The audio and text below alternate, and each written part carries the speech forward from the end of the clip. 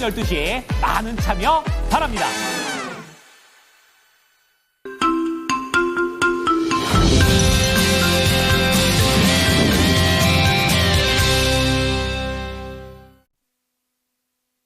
자, 공격적인 전략보다는 오늘은 좀 수비적인 전략을 잘 짜고 들어가야 되는 시기가 아닌가 싶습니다. 오늘도 모닝 스탠바이로 이러한 부분들 해결해 나가 보겠습니다. 자, 바로자산운용의 윤정식 상무입니다. 상무님, 안녕하십니까? 네, 안녕하세요. 네, 걱정됩니다. 뉴욕 증시가 너무 많이 밀렸고 또 국내랑 관련되어 있는 종목들도 같이 좀 연동이 될 것 같아서 오늘 어떻게 대응을 해야 될지 궁금한데요. 체크 포인트 잡아주시죠. 네, 좀 걱정되죠. 그러니까 미국 증시가 사실 국내 증시가 2,700 가까이 갔었죠. 2월 달에 가까이 갔었다가 2월 말에 하락을 좀 심하게 했었고요. 그러면서 2,500선 초반까지 좀 밀렸다가 다시 조금씩 올라가는 그런 모습들이 최근 들어서 좀 나타났습니다. 3월 들어서. 이제는 다시 2,600 향해서 좀 올라가고 있고, 3월에도 미국 증시는 불안하긴 했습니다. 그렇지만 국내 증시는 미국 증시 대비해서 상당히 선방하면서 이 증시를 잘 버텨주고 있는 그런 모습들이 있었죠. 그러니까 미국 증시가 하락을 하더라도 국내 증시 하락폭은 제한적인 날들이 많았고요. 그리고 미국 증시 상승할 때 국내 증시도 같이 상승하는 그런 모습들을 보여주면서 상대적으로는 좀 더 강한 모습. 그러니까 사실 지수만 놓고 보면 그렇게 많이 오른 것 같지는 않지만 미국 증시에서 대비해서 상대적으로 강한 모습을 보여주는 점은 긍정적이었는데 어제 미국 증시는 폭락을 했죠. 그러니까 일반적인 하락이 아니라 지수가 한 1, 2% 하락을 한 게 아니라 나스닥 같은 경우 4% 하락했고요. 필라델피아 반도체 지수가 5% 가까운 하락을 보여줬습니다. 낙폭이 굉장히 깊었기 때문에 국내 증시 좀 걱정되는 그런 부분들이 있는데 우선은 트럼프 대통령의 입에서 이런 이 불안함들이 많이 나왔죠. 계속적으로 관세 얘기가 나옵니다. 경기 둔화, 증시 이런 거 상관없이 관세 부과하겠다라는 굉장히 강경한 발언들. 사실 시장이 이 관세 얘기에도 어느 정도 내성이 생겼던 이유는 시장이 많이 하락할 때 관세에 대한 분위기가 좀 완화되는 그런 상황들이 있었거든요.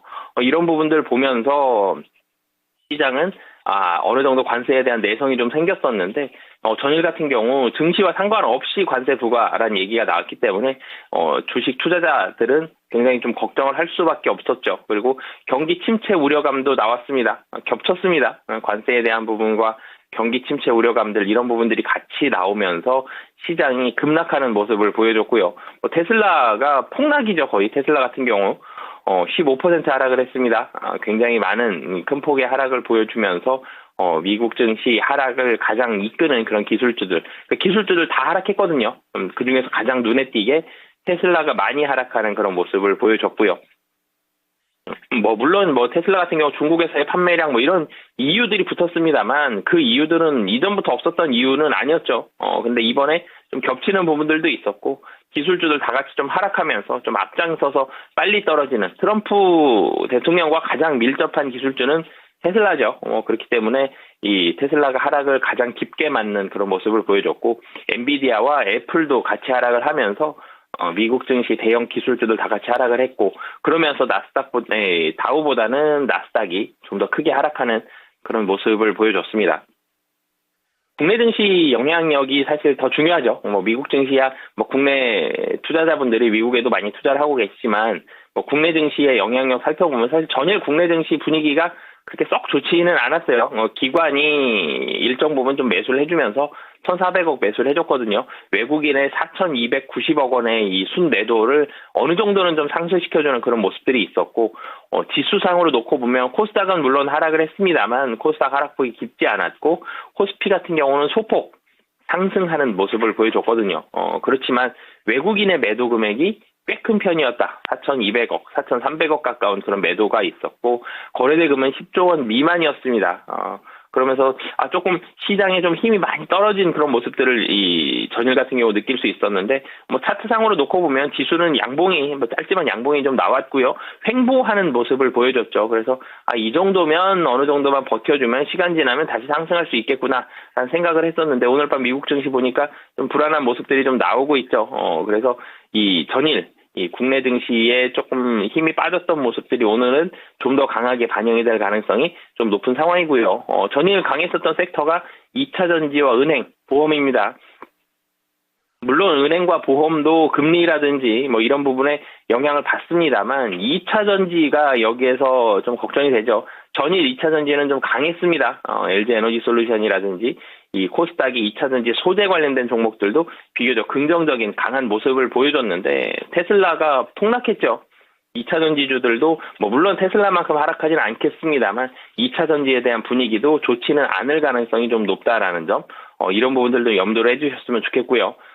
중국 디플레이션 우려감에 그동안 중국 관련된 종목들 분위기가 좋았습니다만 엔터라든지 화장품, 카지노주들도 좀 약세를 보여줬습니다. 특히 뭐 JYP 엔터 같은 경우 뭐 폭락을 하는 거의 10% 가까운 그런 하락을 좀 보여줬거든요. 중국에 대한 경기 침체 우려감까지도 같이 겹치면서 전 세계의 경제는 중국과 미국이죠. 이 두 나라가 다 경기 침체 우려감을 가지고 있습니다. 그러면서 전일 국내도 중국 우려감까지도 좀 겹치는 그런 모습을 보여줬는데요. 우선은 박스권입니다. 2,500선을 박스권 하단으로 잡고 있는데요. 박스권 하단은 지지가 될 가능성이 그래도 여전히 좀 높은 상황 속에서 관세라든지 이 어제처럼 트럼프 대통령 관세 부과하겠다. 굉장히 좀 강하게 언급을 하죠. 이런 관세 우려감. 그리고 여러 가지 개별적인 이슈라든지 이런 모습들에 따라서 좀 등락이 예상이 되는 그런 상황이고요. 박스권 상단은 증시 분위기가 좋아도 2,700을 3월 내에 넘기는 좀 쉽지는 않습니다. 3월 달은 여러 가지 이슈가 존재하는 달입니다. 뭐 관세도 그렇고요. 굉장히 많은 이슈들이 좀 있기 때문에 3월에 방향성을 잡고 상승을 하기에는 좀 쉽지는 않아요. 뭐 시기가 다 되더라도 3월 하순 정도는 돼야 되기 때문에 3월 내에서는 등락은 계속적으로 이루어질 가능성이 높고 트럼프의 입이라든지 여러 가지 뉴스, 이슈 등에 따라서 지수는 좀 등락이 될 가능성이 좀 높다라고 보시면 되겠습니다. 네. 자, 오늘 하루의 장을 보면서 3월 한 달이 전반적으로 예상이 됐습니다. 박스권을 좀 보여주게 되면서 관세와 이슈가 계속해서 시장에 영향을 미칠 것으로 보이고 있기 때문에 관련해서 이제 어떠한 종목으로 잘 접근해야 될지가 더 중요해 보입니다.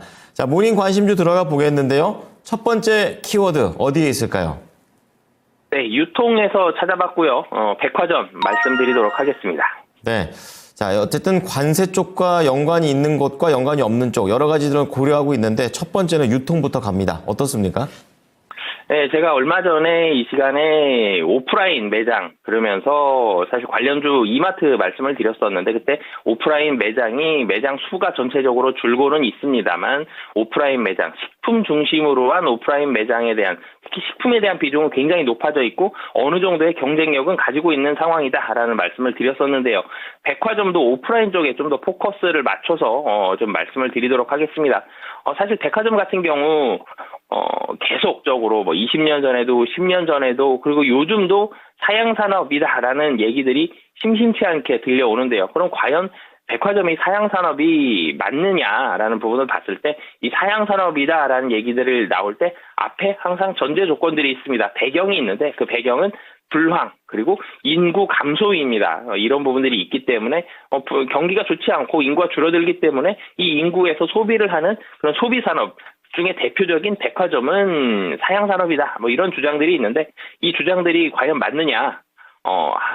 결론적으로는 틀렸습니다. 지난 30년 동안 백화점의 성장, 매출액이라든지 이런 부분들을 좀 보면 계속적으로 좀 성장을 하는 그런 모습들을 보여주는데 대형 3사만 놓고 보면 출점수가 늘어나고 있죠. 대형 3사라면 롯데백화점, 현대백화점, 신세계백화점 이 세 개의 백화점을 얘기를 하는데 이 백화점들은 폐점을 한다라는 뉴스를 거의 못 보셨을 겁니다. 백화점 한번 내면 장사 잘 되고요. 그리고 점포수는 계속적으로 좀 늘려가는 그런 모습들을 보여주는데 근데 대형 3사는 꾸준히 출점을 했지만 전체 백화점 점포수는 2016년을 기점으로 정체돼 있습니다. 30년 동안 국내 총 점포수는 약 3배 정도 성장을 했지만 시장 규모는 4배 정도 성장을 했고요.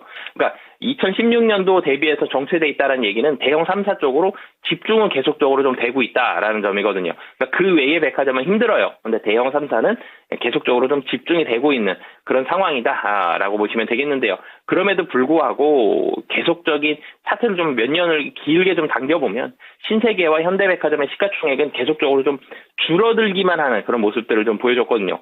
왜 그러냐? 왜 사실은 이 소비가 늘어나고 있고 대형 3사로 집중이 되고 있는데 시가총액이 왜 줄어드느냐라는 점을 보면 매출은 늘어났는데 매출이 주가를 결정하는 결정적인 핵심 요인은 아직은 아니었다. 그리고 시장에서의 백화점주에 대한 관심도가 좀 덜했다라는 점을 볼 수가 있습니다.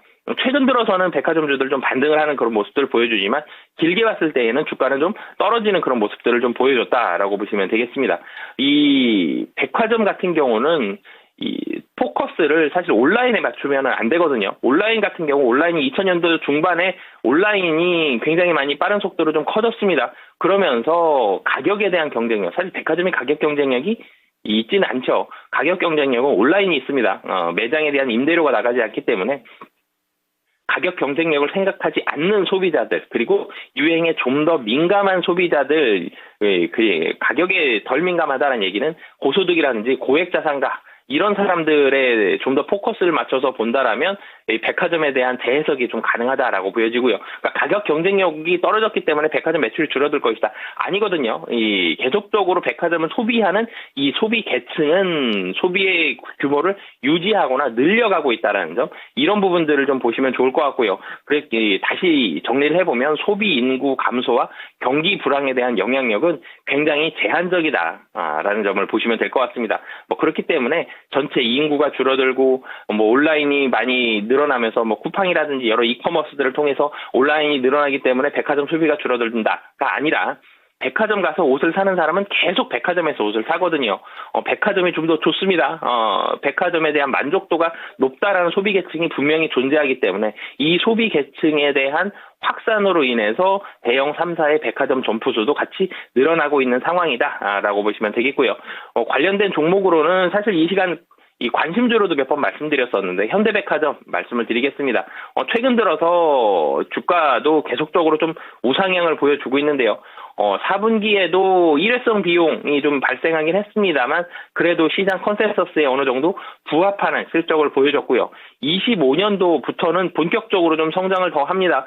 백화점의 견조한 실적, 25년도 굉장히 좀 강하다라고 보시면 되겠고요. 면세점의 적자폭은 큰 폭으로 감소한다. 이런 부분들 투자 포인트로 보시면 좋을 것 같고요. 가격 전략 같이 말씀을 드리면요. 현대백화점 최근 들어서 4만 원대 초반까지 하락을 했었습니다. 11월에 4만 원 초반까지 하락을 했었던 주가가 바닥을 찢고 이제 6만 원 정도에서 머물러 있는데요.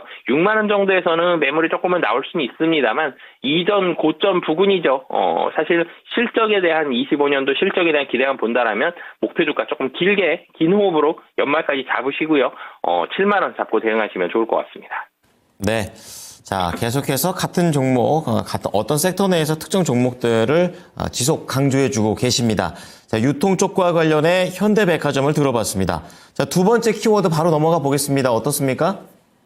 네, 방산 말씀을 드리겠고요. 최근 들어서 신냉전이다라는 얘기들이 좀 나오고 있습니다.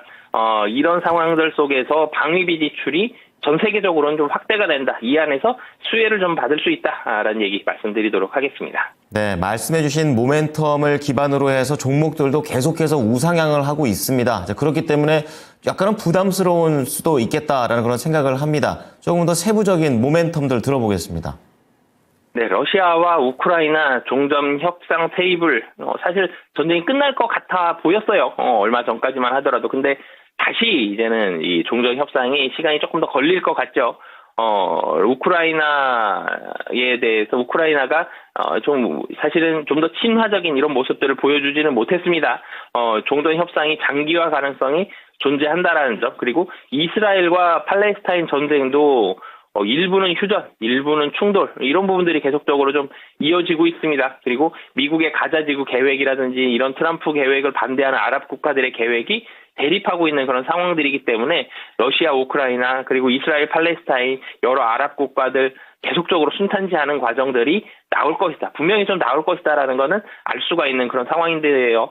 전체적으로 좀 큰 그림으로 미국에서 트럼프 대통령이 된 이후를 살펴보면 미국의 저관여 정책, 그러니까 각국의 이런 안보에 덜 관여하겠다라는 이런 정책들은 이 각 개별 국가들의 방위비 지출 확대로 좀 이어질 가능성이 좀 높다라고 보시면 되겠는데요. 한국에 대해서도 여러 가지 발언들을 했었죠. 뭐 무임승차하고 있다라든지 미국 군대에 대해서 이 각국의 방위에 대한 부분들의 관여도가 점점점 떨어질 가능성이 상당히 좀 높은 그런 상황입니다. 근데 국내에 글로벌 이런 무기 방산 업체들이 많죠. 뭐 현대로템, 하나 에어로스페이스, LIG 넥스원 이런 기업들이 있는데 전체적으로 국내의 방산 비중은 24년도에는 사실은 조금 부진했어요. 네, 기대보다는 좀 부진했어요.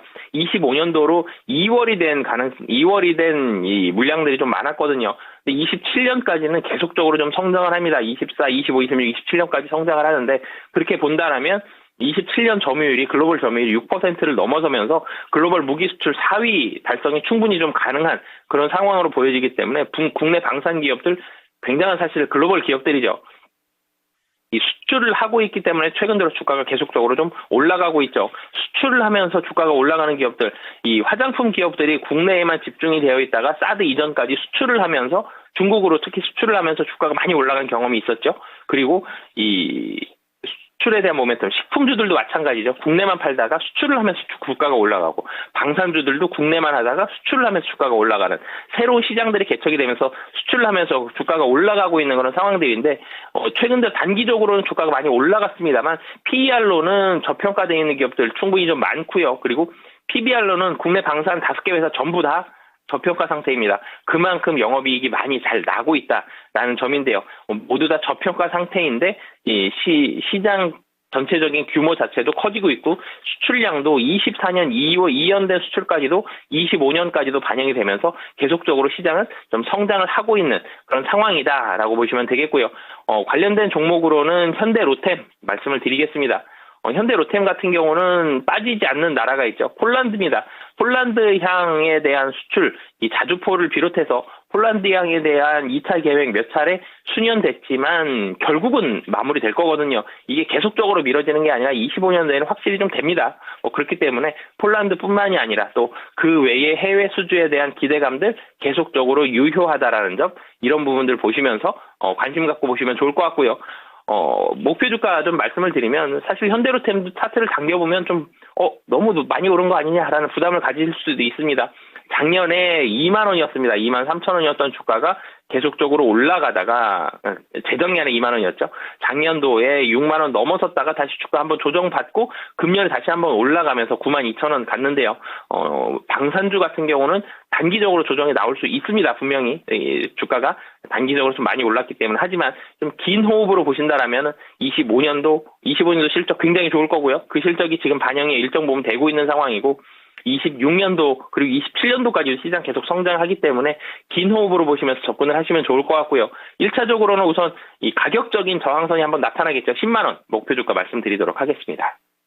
네, 자 현대로템 오늘 모닝 리포트에서도 뒤에 보시다시피 언급됐던 그런 종목이 다시 한번 겹치는 모습입니다. 자 마지막으로 시간상 관심주는 핵심만 간략하게 들어보겠습니다. 네, 관심주 현대건설 말씀드리겠는데요. 공교롭게 오늘 말씀드리는 관심주들이 다 현대가 들어갑니다. 현대건설 좀 말씀을 드리겠는데, 이 현대건설 같은 경우 사실 건설주들 좀 불안감들이 좀 있었죠. 근데 현대건설 같은 경우 좀 차별화되는 모습들이 좀 있다라고 보시면 되겠습니다. 올해를 시작으로 대규모 투자 개발 현장들이 좀 있다라는 점. 그러니까 이 25년도에서 27년 굉장히 많은 사업지들이 몰려 있어요. 가양동 CJ부지라든지 힐튼 호텔 개발이라든지 광운대 역세권 개발이라든지 상당히 큰 규모의 대규모의 조단위의 이런 규모들의 프로젝트들이 몰려 있고 이들의 순차적인 착공이 되면서 이익 기여도가 맞물려 있다라는 점. 그러면서 25년도 하반기부터 26년도의 본격적인 이익 성장세까지도 충분히 좀 기대해 볼 만하다라는 점 보시면 좋을 것 같고요. 목표 주가 말씀드리면요. 지금 자리 한 35,000원에서 37,000원 사이에서는 매물이 좀 있습니다만 충분히 좀 소화 가능한 이런 모멘텀들이다라고 보여지고요. 목표 주가는 1차적으로 4만 원 말씀드리도록 하겠습니다. 네. 자, 윤정식 상무의 3가지 종목을 다시 한번 정리해 드리겠습니다. 자, 첫 번째는 유통 쪽에서 좀 자주 강조를 해주십니다. 현대백화점. 경제 상황이 힘들어도 결국에 사는 사람은 따로 딱 정해져 있기 때문에 중장기 관점에서 7만 원 제시를 하셨고요. 두 번째는 방산과 관련해서 오늘 모닝 리포트와 그리고 우리 상무님께서도 동시에 말씀해 주신 현대 로템이 되겠습니다. 10만 원의 목표가를 제시해 주셨고요. 마지막으로 건설 쪽과 관련해서 현대건설 GS건설과 함께 자주 언급되는 종목이었었습니다. 목표가 4만 원 제시합니다. 상무님, 오늘 내용 잘 참고하겠습니다. 감사합니다. 네, 감사합니다. 네, 모닝쇼 저희가 준비한 소식은 여기까지입니다. 지금까지 투자 판단에 도움이 될 수 있는 정보를 제공해드렸습니다. 하지만 특정 종목의 상승과 하락을 보장하진 않으니까요. 참고해 주시기 바랍니다. 오늘도 대응 잘해 주십시오. 고맙습니다.